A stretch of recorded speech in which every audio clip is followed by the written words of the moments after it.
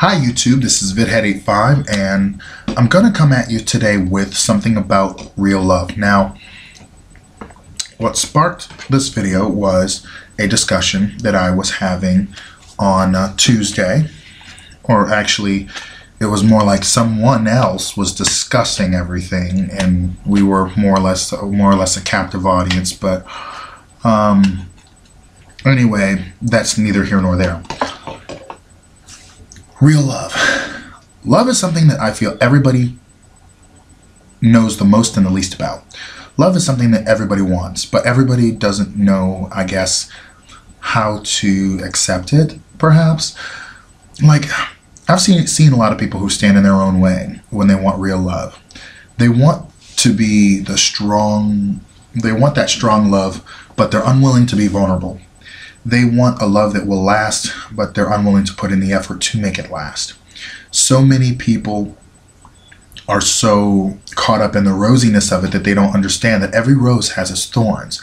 And even though I may describe love in many terms that are light and fluffy, I understand the downside or the harsh reality of love simply because of the fact that in this 4-year relationship that I'm currently in, there's been a lot of ups and downs. There's been a lot of rehabs. There's been a lot of letters exchanged. There have been times that I didn't even know if I wanted to even be with him anymore.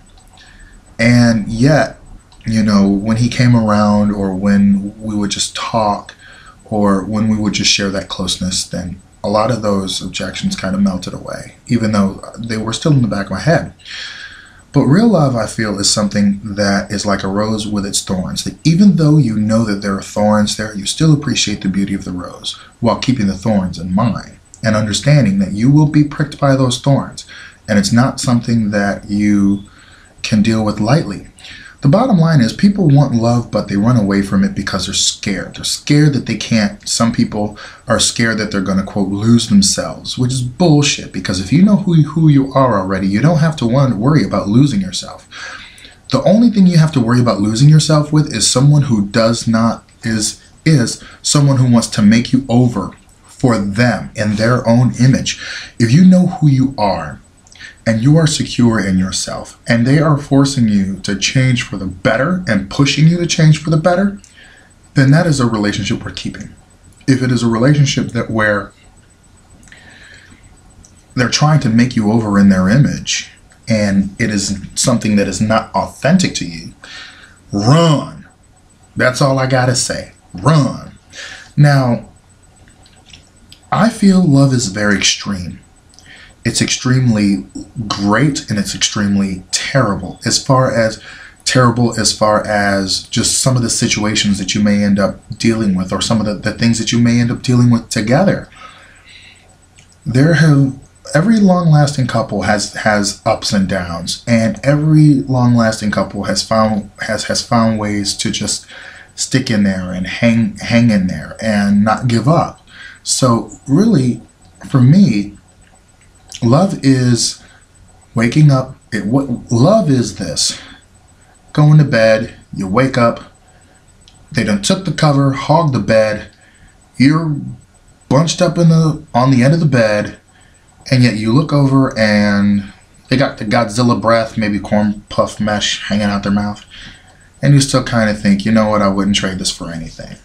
So even despite all that ugliness that you see in the morning, you still think, you know what, that's mine, and I love him, or I love her, and I'm not going to trade that for anything. I would not give that up. So that's what love is to me. Love to me is something that it's like a art piece that looks like someone threw up, but yet you kind of appreciate it. But then again, that's a horrible analogy, because ugly art's just ugly art. But we got to be able to appreciate all the things about our loved one. In fact, I watched Valentine's Day, and that was an interesting movie. It's a very large ensemble cast. Shirley MacLaine and Hector Elizondo play a couple, a long-term couple who's been together for like 51 years. They've been together for 51 years and married for most of it. And Stella is Shirley MacLaine's character, and Edgar, Hector Elizondo's character. They find out something about Stella when Edgar was away on business for a long time. She cheated, or she slept with his business partner. And it was only one time, and she regretted it right away, but she needed that closeness. And when Edgar found out, he left. And then he went to this movie thing that they were giving in a graveyard. And interestingly, the movie that they were giving, his wife was in. And it's funny too how his character, when his grandson says, "Oh, the pretty woman was grandma. The pretty woman was grandma," and he corrects him and say, "No, the pretty girl is grandma." And in another scene at that movie,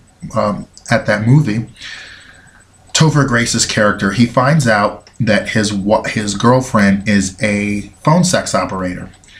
And so they both are finding out some unpleasant things about their spouses. So while both of the men are at this movie, Stella comes in and she's like, Edgar,